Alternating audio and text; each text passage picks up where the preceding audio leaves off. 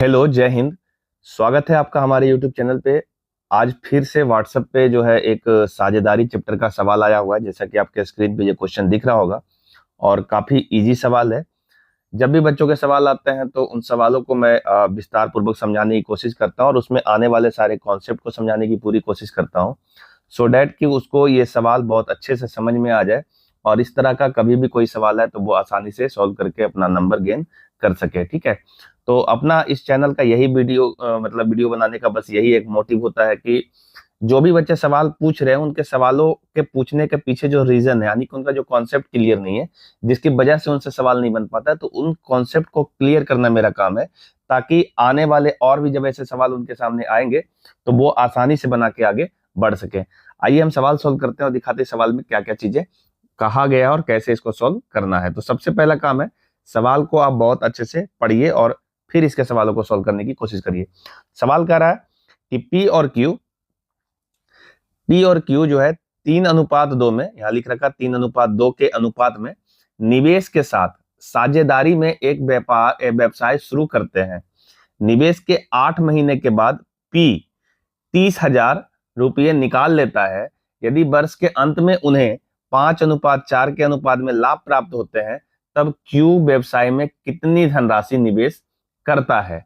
ठीक है, तो देखो यहाँ पे क्या है कि एक साझेदारी वाला चैप्टर है, इसमें एक व्यापार शुरू हुआ है जिसमें दो लोग मिल के व्यापार कर रहा है, जिसका नाम है पी और क्यू। ठीक है, पी और क्यू ये दोनों मिल करके साझेदारी कर रहा है और इसमें कुछ पैसा इन्वेस्ट कर रहा है, जो कि पैसा का अनुपात दिया हुआ है 3:2। ठीक है, ये दिया हुआ है और सवाल में कहा है कि 8 महीने के बाद जो है पी ने 8 महीने के बाद जो है ये पी ने 30,000 अपना पैसा निकाल लिया। ये 30,000 रुपया अपना ये बाहर कर लिया। बाकी जो पैसा बचा हुआ था वो पैसा उस बिजनेस में अभी भी लगा हुआ है। ठीक है, 30,000 निकालने के बाद जो पैसा बचा हुआ है वो व्यापार में अभी भी लगा हुआ है। तो जब भी साझेदारी का सवाल आपके सामने आए ना, तो इस बातों को आप याद कर लीजिए। हम यहाँ पे लिख देते हैं कि जब दो व्यक्ति मान लो पी और क्यू जो है व्यापार कर रहा है, तो इनके लाभों का अनुपात आप लिख सकते हो। जैसे पी का लाभ जो भी आएगा और बटा क्यू का लाभ। यहाँ पे दो लोग हैं पी और क्यू, तो हम लिख रहे हैं पी का लाभ और नीचे है क्यू का लाभ, यानी पी और क्यू के लाभ का अनुपात हुआ। ये आप इस तरीके से आप इसको कैलकुलेट कर सकते हैं। तो सबसे पहले ये पता करो पी का कितना पैसा है ना, पी का कितना पैसा लगा हुआ है, पी का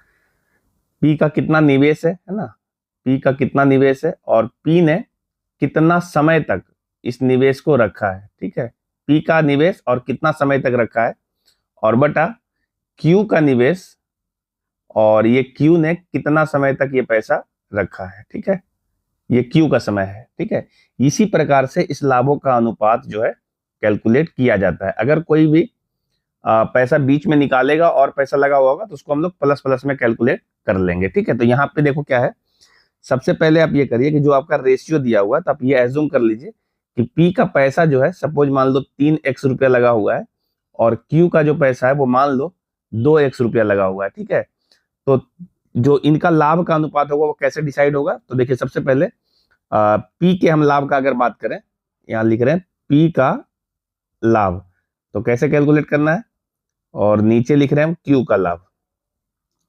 तो पी कैसे कैसे पैसा रखा है, तो पी ऐसे रखा है, पहले पी जो है 3x पैसा रखा है, 3x रुपया और 8 महीना तक रखा है, तो ये 8 महीना तक रह गया। और इसके बाद फिर पी ने जो है 30,000 निकाल लिया, तो बोले थे कि जो बचा हुआ पैसा उसको हम प्लस में कैलकुलेट करेंगे। तो 3x पैसा रुपया में से इसमें 30,000 रुपया आप निकाल दो। 30,000 हमने निकाल दिया। इतना रुपया जो है अब 4 महीने के लिए और रहेगा, क्योंकि 1 साल के लिए अगर बिजनेस कैलकुलेट हो रहा है तो 8 महीना और 4 महीना ये 12 महीना हो जाएगा। तो 8 महीना तक पहले रह गया 3x रुपया और जो बच गया पैसा वो 4 महीने के लिए और रह गया। ठीक है, उसके बाद क्यू का कैलकुलेशन आप करिए, तो क्यू ने जो है 2x पैसा लगाया है और ये जो है इसका पूरा रुपया 12 महीना के लिए रहा है, यानी 1 साल के लिए रहा है। तो इस तरीके से ये कैलकुलेट होगा और यहाँ से हम लोग x का वैल्यू कैलकुलेट कर लेंगे। क्योंकि ये लाभ का जो अनुपात है वो 5:4 यहाँ पे देखिए सवाल में दिया हुआ है, तो ये जो वैल्यू है लाभ का अनुपात ये 5:4 इसको 5/4 ऐसे लिख सकते हैं। बस आप इसको सॉल्व कर दीजिए, आप यहाँ से कैलकुलेट करके x का वैल्यू ले आइए, ठीक है। और जितना जल्दी कैलकुलेट कर सकते हैं उतना फास्ट कैलकुलेट करिए। जैसे देखो ये 4 तिया 12 ये हो गया, अब तो कुछ कटने वाला नहीं है तो इसको हम गुना कर लेते हैं। देखिए यहाँ ध्यान दीजिएगा, ये 8 तिया 24x, चलो एक बार पूरा लिख देते हैं 24x, और इधर से देखो 4 तिया 12x प्लस 12x, और इसको जब हम गुना करेंगे तो 4 तिया 12 आ जाएगा माइनस 1,20,000, ये हो गया। और नीचे जो है 3 जो है आपका 3 दूनी 6x, तो 6x इस 5 से गुना हो जाएगा तो आ जाएगा 6×5 30x, ठीक है। ये नीचे 1 था इसलिए हमने क्रॉस मल्टीप्लाई कर लिया है, तो कोई इससे फर्क अब पड़ा नहीं। अब इसके बाद आगे सोल्व कर लीजिए।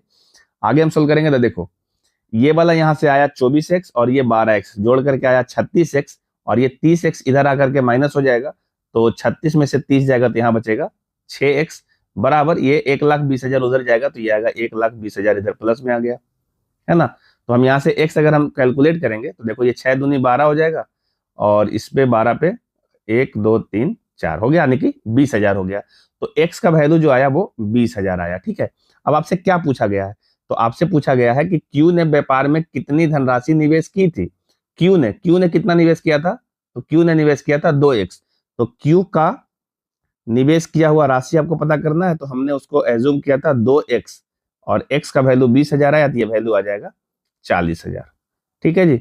उम्मीद है आप इस बात को समझ पा रहे हो कि इसका जो आंसर आ रहा है Q का निवेश 40,000, जो ऑप्शन नंबर देखो यहाँ पे बी में दिख रहा है 40,000, यही इसका सही जवाब है, ठीक है। उम्मीद करते हैं कि आप इस सवाल को बहुत अच्छे से समझ पाए होंगे, और जो इसमें आने वाला जो थ्योरी था, जो कि फॉर्मूला यहाँ पे हमने लिख रखा है, जिसको यूज करके इस सवाल को आप आसानी से बना सकते हो। और साझेदारी का जो चैप्टर होता है ना, इसको आप थोड़ा और ध्यान से रखिए।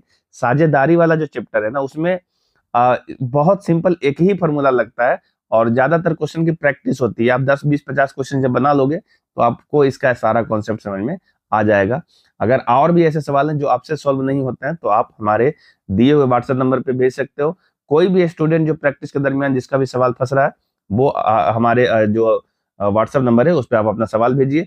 बस आपसे एक निवेदन है कि जब भी आप सवाल भेजते हैं तो ऑप्शन के साथ सवाल भेजिए, और अगर आपको उसका आंसर किसे पता है कि इसका आंसर क्या होगा, सॉल्यूशन नहीं आता है, तो आप आंसर पे टिक जरूर मार दीजिए, सो डैट कि जब भी हम लोग इसका वीडियो तैयार करवाते हैं तो आंसर को वेरीफाई कराने में ज्यादा समय ना लगे। जब भी आपका सॉल्यूशन आ जाए, आंसर वेरीफाई हो जाए, तो तुरंत ही यूट्यूब पे आपको मिल जाए।